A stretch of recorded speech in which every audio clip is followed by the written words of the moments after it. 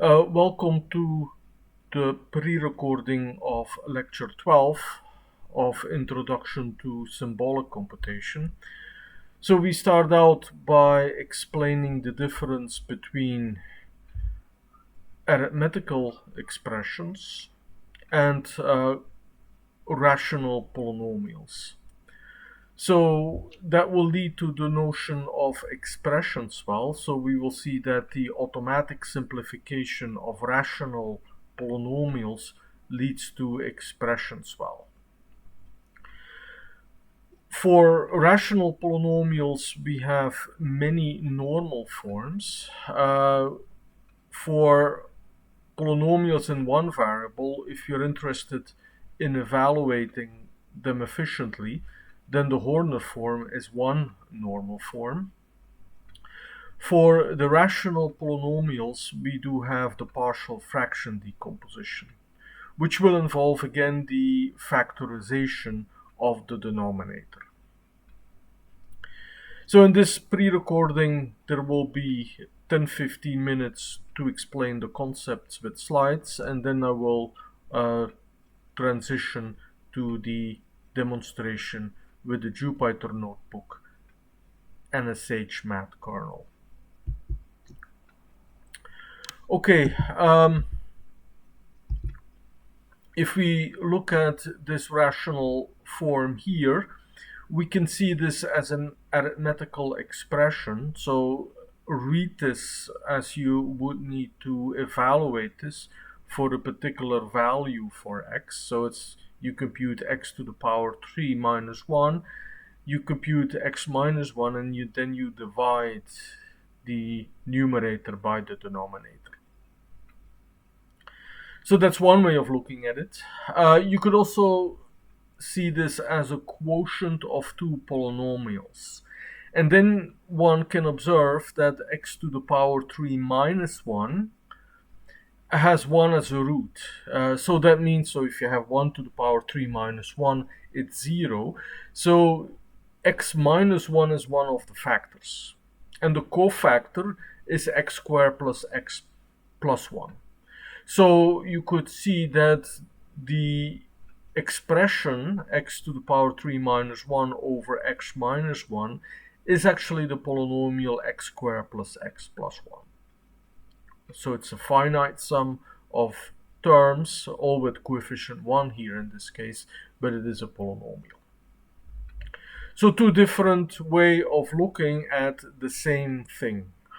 So we will see how, depending on what x is x just a simple variable, or if x is the unknown of a polynomial, that then we are in two different situations. Either we have a general mathematical expression or we have polynomials. And this has important consequences. So you might say here, hey, I prefer the x squared plus x plus 1, so why not see this as a quotient of two polynomials? Why will SageMath essentially force me to choose one or the other? Well, it turns out that if you do the automatic simplification, and what is the automatic simplification? So we observed in the previous slide that 1 is a root of the numerator. Here you can see 1 is a root of the numerator as well. So the automatic simplification removes the common factors from the numerator and the denominator. Now this automatic simplification happens in case, as we will see, when you work with polynomials. But here is an example. It's an example that is constructed, but if you will do this simplification, then that will lead to what we call expression swell. So expression swell is a problem that happens with exact calculations. So in a way, when we wanted to, we saw this also with numbers. If we want more and more accurate numbers, accurate rational approximations, the numbers are going to be larger and larger and larger. In general, in any exact calculation, we say that expression swell happens when the size of the numbers and or the expressions during this calculation, they grow exponentially. So, and here in this example here we have 4 terms, 2 in the numerator, 2 in the denominator. When we do this automatic simplification, we will have 1000 terms. So the expression swell is quite dramatic. So in symbolic computation, that is something to be aware of, that this is an issue. So in symbolic computation, we have many ways how to represent the same expression. So we call them normal forms. So normal forms are important to decide whether two expressions represents the same mathematical object. Okay, we have touched on the fast callable for expressions. For the efficient evaluation of polynomials, one has the Horner form. So the Horner form is often stated as the Horner method. In this course, it is a normal form, so we see this symbolically. In numerical analysis, we will see this when we see polynomials as functions. We will see this as an algorithm. So it's an algorithm that at the same time justifies the statement here, the first sentence on the slide. So if you have a polynomial of degree d, so in the example the degree is 4, then you can evaluate that polynomial with d multiplications and d additions. In some sense, this is not obvious. If you start reading this polynomial from left to right, so you start with x to the power 4, then you need 3 multiplications. So 3 multiplications for the first term. In the second term, you also need 3 multiplications. So 2 times x times x. So that already gives us 6 operations. So if you do this, reading the polynomial from left to right and evaluating monomial after monomial, then that statement doesn't seem to be right. Now, if you write the polynomial in a different way, so you start actually with the constant, then if you subtract the constant from the polynomial, everything divides by x. So x is a common factor, if you like. Well, then you do the same. So I defined the Horner form here in this recursion. So there is the base case. If the degree of the polynomial is less than 2, then it's the polynomial itself. And to evaluate the linear form, for example, we need 1 multiplication and 1 addition. That is fine. Otherwise, you take the constant term and you split that off from the polynomial, and then you have the x times the Horner form of a polynomial of lesser degree.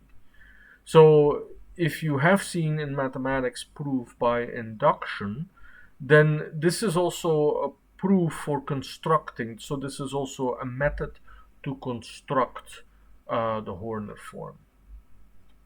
Now, I was talking about reading from left to right. Now, if you still read from left to right, then the Horner form, so you can now think that there are 2 Horner forms here, but it depends how you have stored your coefficients. Have you stored them from the constant term to the highest degree term, then you read your Horner form like this. Otherwise, if you started with the leading coefficient, the coefficient with the highest degree, if that was your leading coefficient, then you build up your Horner form like this. Okay, that is one normal form, very suitable for evaluation. So it's also an algorithm. So for rational polynomials, we have the partial fraction decomposition. And here again, the factorization plays a very important role. So in the previous lecture, we defined the exact, the numeric, and the symbolic factorization. So one factors the denominator, and then the partial fraction decomposition is the sum of the factors that appear in the decomposition, in the factorization of the denominator. So here I wrote the definition essentially as an algorithm. So it is a factorization of the denominator. So if you do this numerically, you work with the complex roots. Symbolically, you add sufficiently many algebraic roots. And then you write your decomposition, so you have the factors of the denominator, and then you have the coefficients by evaluating the polynomial and its the derivative of the denominator. So this is not a completely general definition in the sense that I wanted to formulate this as an algorithm. So the case in which we have multiple roots is not treated here. But if you think numerically, you can always do some perturbations on the roots that you always in this case. And it is defined for multiple roots, as we may experiment in SageMath. Okay, so these are the concepts. Expressions are different from polynomials. That's the first thing. Expressions, well, Horner method and the partial fraction decomposition. Okay, so let me switch from the slides. Let me move away the slides and switch to the Jupyter notebook. So I have prepared a Jupyter notebook, and if I kind of blank out, I will switch to that. But what I will do for this recording, I will step by step prepare this notebook illustrating the concepts that were on the slides. So this is already lecture 12. So in this lecture 12 of the course, we cover expressions well as a result of the automatic simplification and normal forms.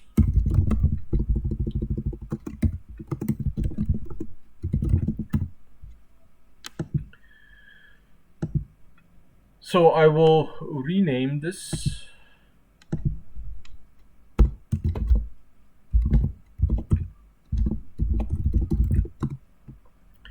So this is the notebook that I made during my recording. So the first topic is the difference with rational expressions.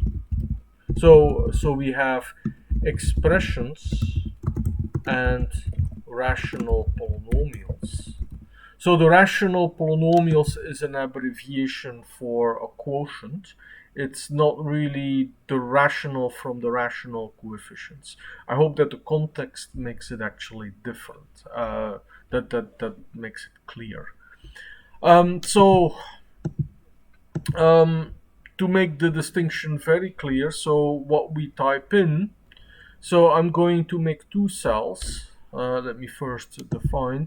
So we will type in the x, the fraction.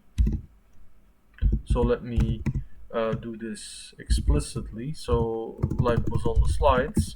So I start with x to the power 3 minus x over x minus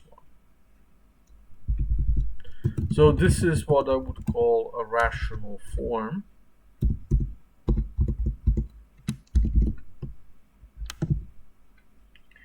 Now we can see this as an arithmetical expression. In this case, if we want to do this, we have to tell, and I'm doing this now very explicitly, that x is a variable.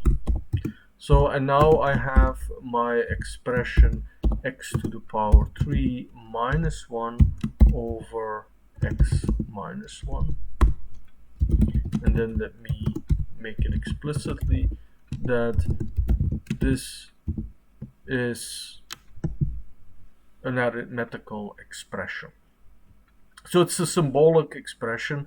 There is a symbolic a symbol in there, but we see this as the x to the power 3 minus 1 divided by x minus 1. Now we can declare x also as a variable in a polynomial ring. So it's called polygen.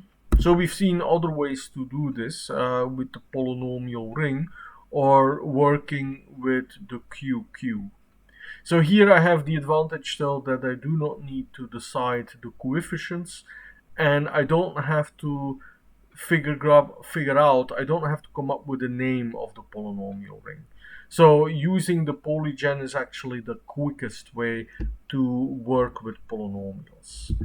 So I have a rational polynomial. I will type in exactly the same expression.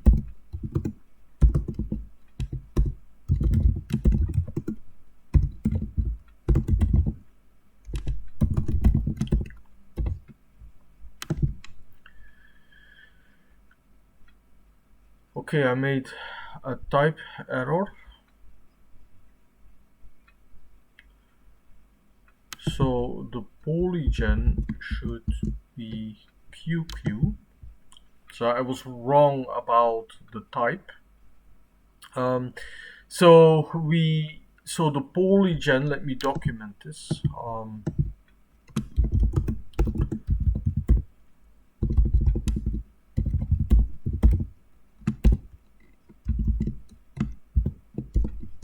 Makes that, so this statement makes that any expression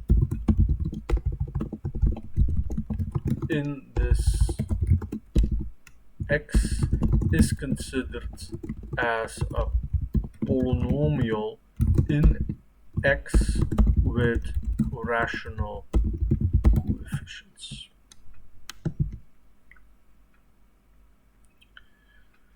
Okay, so we have the distinction between the expression and the polynomial.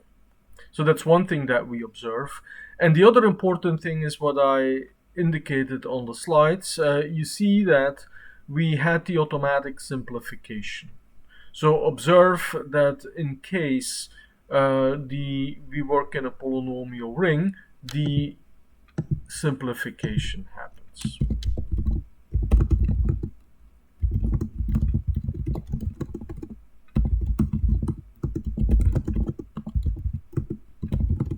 So when we work with polynomials. So that is the important consequence of defining this.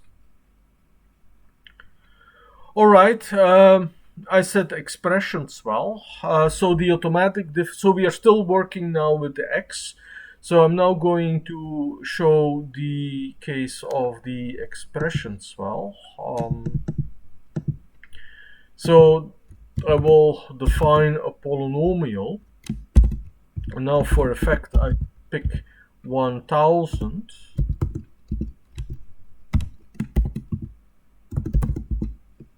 And I assign it to p.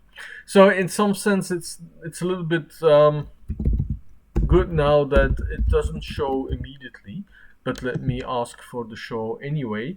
And here you see that the expression consists of 1000 terms. So here you see, so the automatic simplification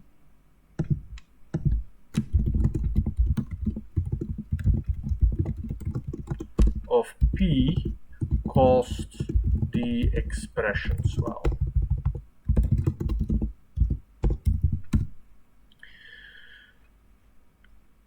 That's bad. Note that the type of P is still this rational, or this element from what is a fraction field.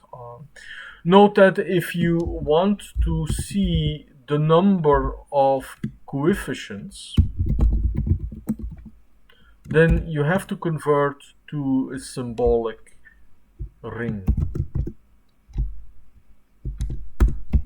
So the coefficients are all 1, but I just want to verify that we have 1000 coefficients.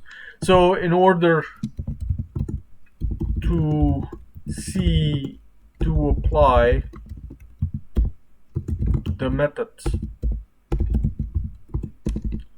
coefficients, we can convert to the symbolic ring, and I'm actually now thinking about the symbolic ring because that's also what you can do to prevent this automatic simplification. Or we can convert P into a polynomial ring with rational coefficients. So let's do that. So in some sense we've done this before, but let me do the typecast.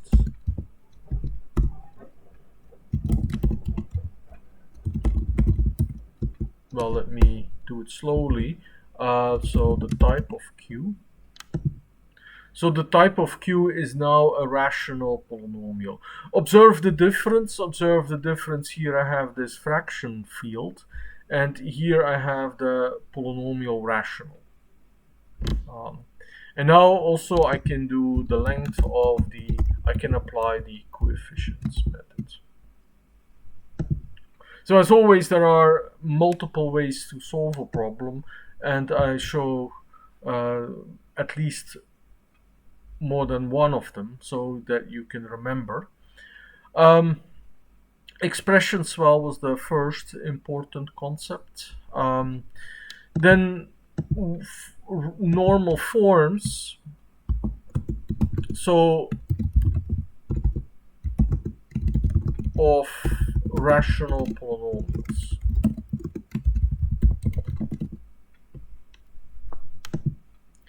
So normal forms are important to decide whether two expressions are the same, mathematically speaking.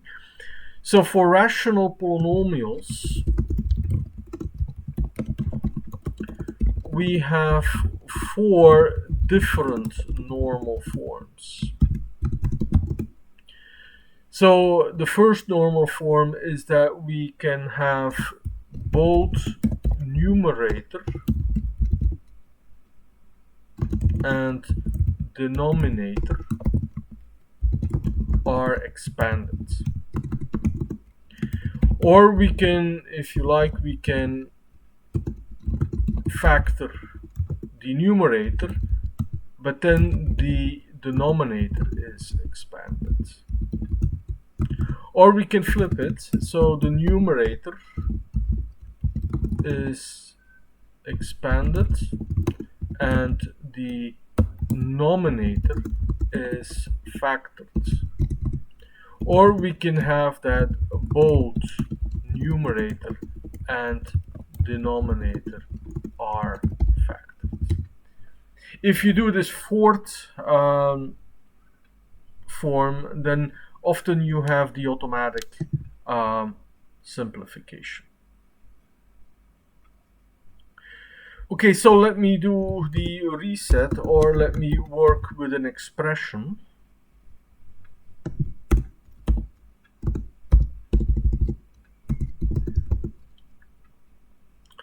That will prevent that the numerator, that automatic simplification happens.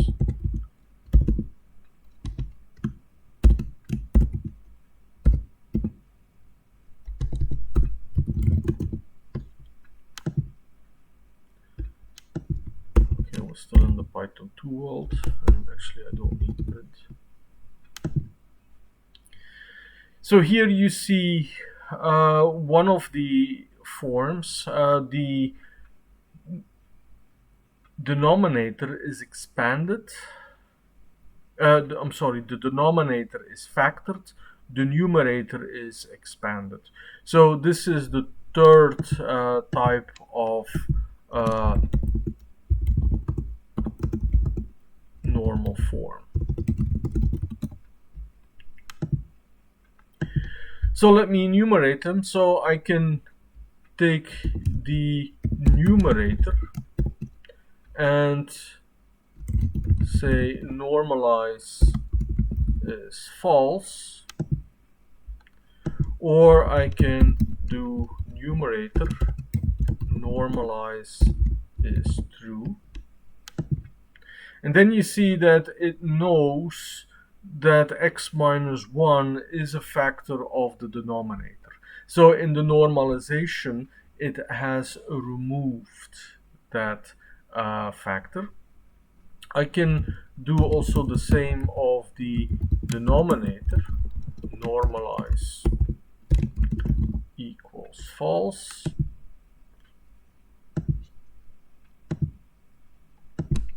So then nothing happened to the common factor, but if I do denominator normalize equals true, denominator,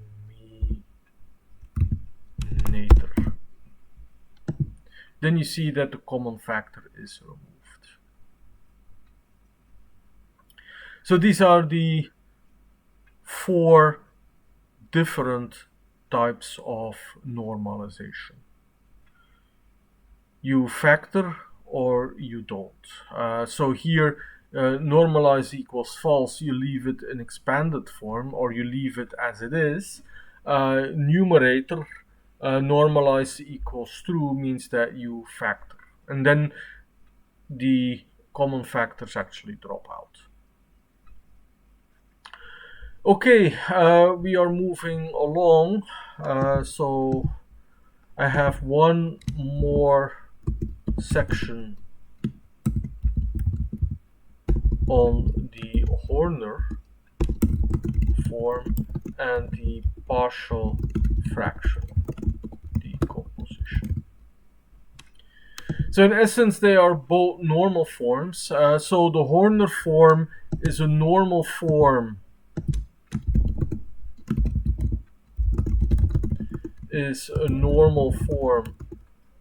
for polynomials in one variable to evaluate them efficiently.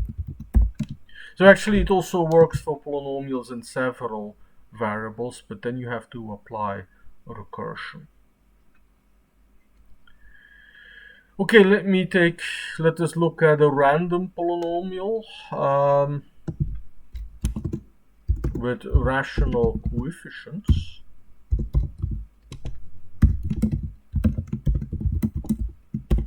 So let me take a polynomial of degree 8.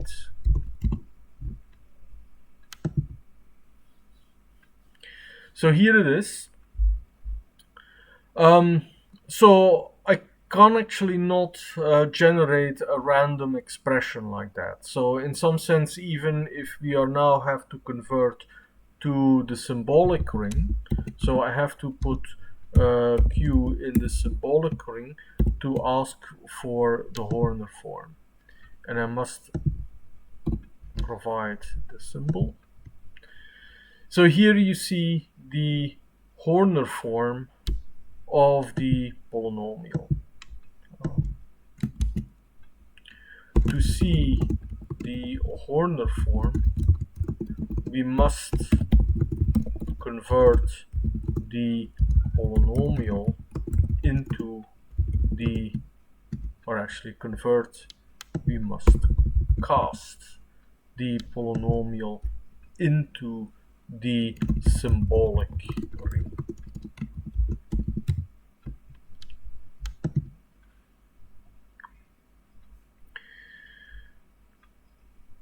Okay, and you see that some computations are happening. The rational, the fractions in the denominators, they are actually put on a common denominator, which in some sense is another form of expression swell. The 36 divided by 12 is an automatic simplification in 3. And that type of simplification will always be done. Because if you remove the common factors from numbers, the rational number becomes a lot smaller, or it turns into an integer number. But here you see that it puts everything on common denominator. So that could also be a form of expression as well, although it's not it's not exponential. But be aware that that's a possibility. Okay, so the Horner form, important. It looks more complicated, but it is actually an algorithm to evaluate this expression efficiently. So you see as many stars as the degree. So you can count the stars. So let me do it. 1, 2, 3, 4, 5, 6, 7, 8, and I have a 9 star for the leading coefficient, the common denominator. And the same for the additions, although some of the coefficients were negative, so we had some subtractions. So let me now look at the partial fraction decomposition. So remember for the partial fraction decomposition, we need the roots of the denominator.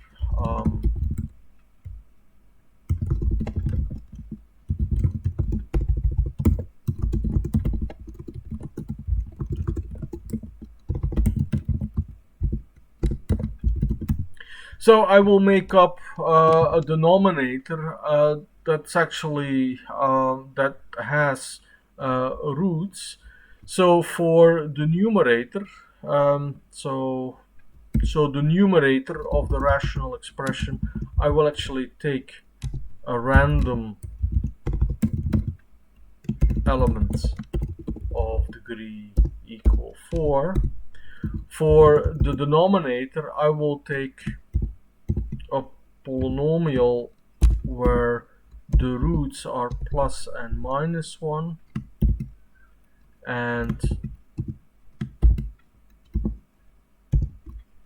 minus 2 and plus 2. So we'll expand it, so pretending that we actually don't really know, and see what the type is.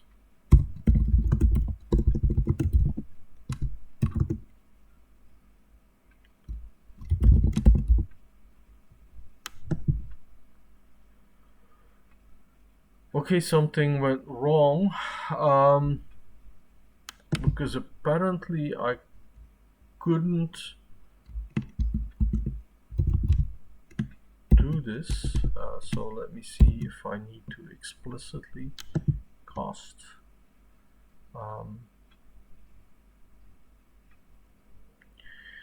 Okay, that is somehow annoying that it does not want to do my division. So it does not want to divide. Let me keep on scrolling down. Okay, I know. So the expand method doesn't actually work on the polynomial.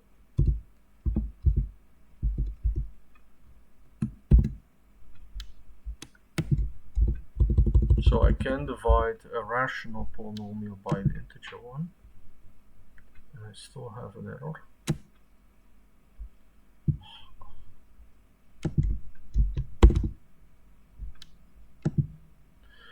Okay, so that's the problem of willing or forcing to do too many things. So I will leave the expand off. So convert this expression, and the expand actually did happen. Okay. Moral of the story, do not put too many statements in one cell. So it might have been a lot better if I had 4 cells, or perhaps 2 cells. Okay, so why did I go through all this trouble to make this special denominator? Well, I can now ask for the partial fraction decomposition. So I have the RP partial fraction.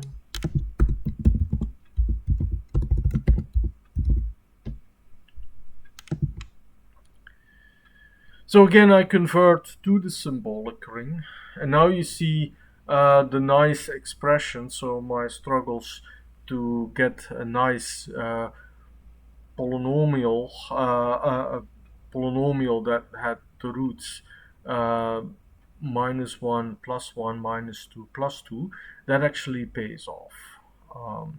And you could also see that this normal form might also, I mean, we are not there yet at the calculus part, but this is very, one of the applications is in anti-differentiation.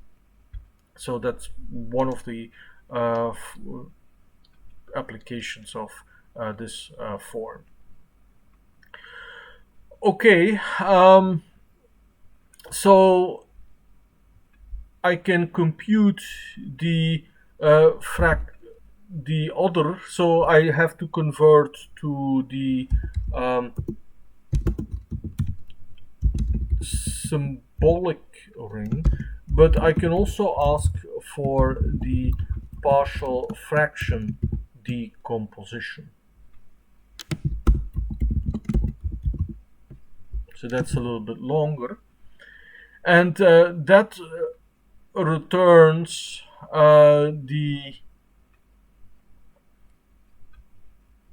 you see now here the relationship between the two. So it's good that I showed the partial fraction decomposition, because we have the 1/2, which is actually the constant, the constant term. And then there is the list. So let us verify. So here I have now 2 different expressions. So I have the expression RPF that comes from the partial fraction method on the object R cast into the symbolic ring. So I have this object here, and then I have the other object, which is a tuple. So the tuple consists of this coefficient 1/2, and then I have a list of the factors. And you see how the factors are represented. So in the next lecture, we will go in greater details in the internal representation of general mathematical expressions. So for the remainder of this session, let us verify whether the RPF and the RPD are the same. So strictly speaking, the answer is no now, because the types are entirely different, and you see the content as well. So I have to reconstruct. So let me, if you are not so fluent with Python, let me indicate how you can get the components out of a tuple. So that's one way to select. You can also do this if you are good with Python. So you can actually do it as follows. So you can do this tuple assignment.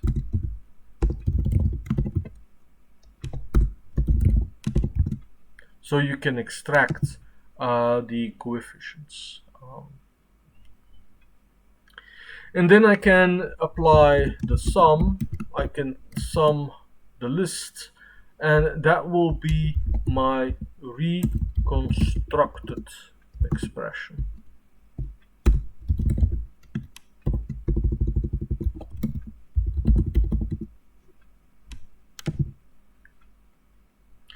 And indeed, you see what we are having here. We do have the original expression. So let me bring up the original rational expression. I'll start it with this is R. And indeed we can see that they are identical, and we can even do the reconstructed minus R. That is identically 0. So the normal form here, so let me explain what I did.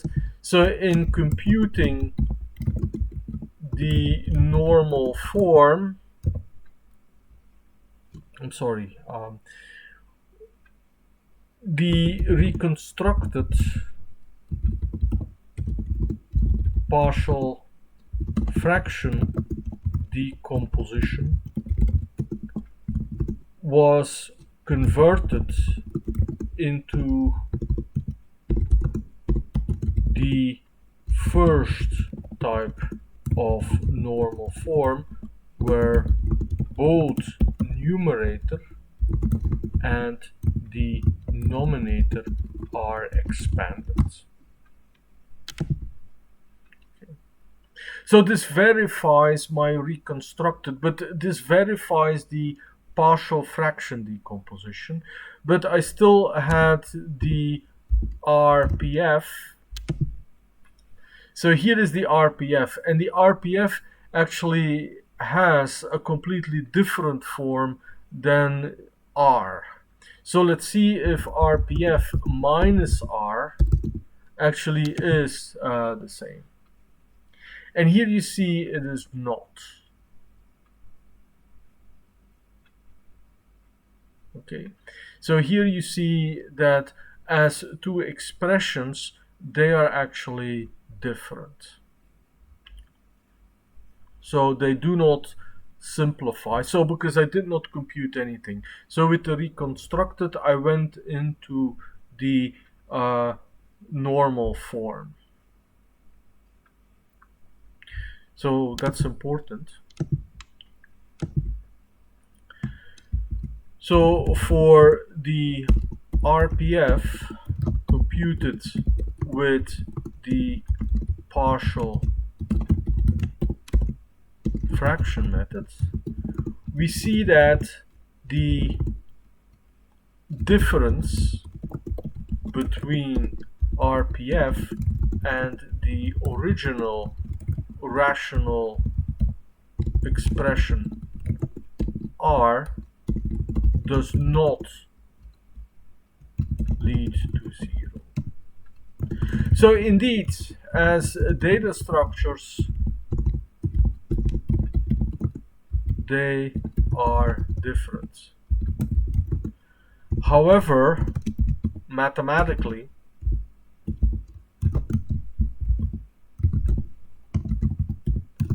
both are the same.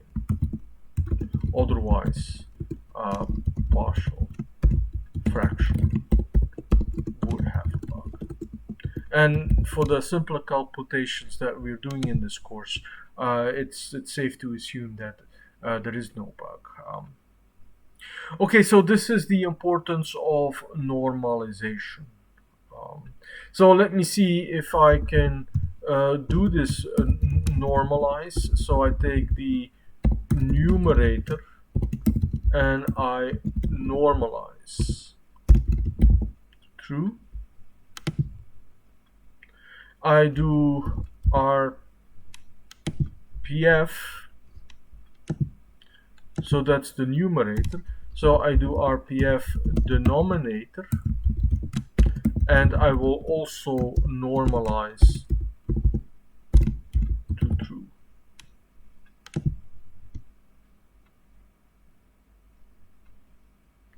Okay, you see that the denominator is factored, and perhaps I don't want this, so let me not factor.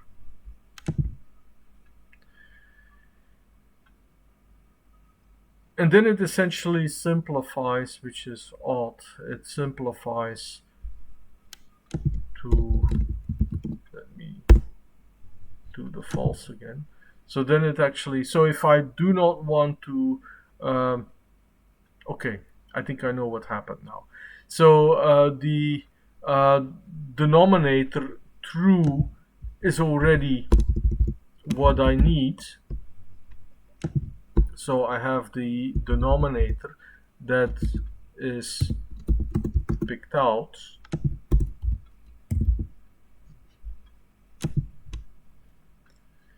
So if I start to expand this, then I do have up to the, so if I start to take the denominator, normalize equals true, then I most likely need to normalize. Then you see that I do have also there the common factor that gets in.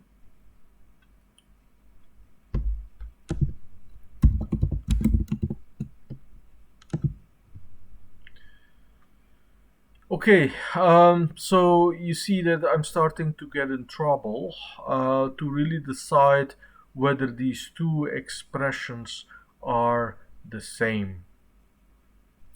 So let me do one more. So I will take the difference between the two, and let me ask for the denominator, and I will have the normalize equals true. Okay, the denominator simplifies to 1. What happens with the numerator? Normalize equals true, and that simplifies to 0. So I have 2 minutes left, so great. So the normalization solved the problem. What was our problem is, again, we demonstrated, and what was good with exact arithmetic, that the outcome of the method partial fraction can be reconstructed to the original rational form R.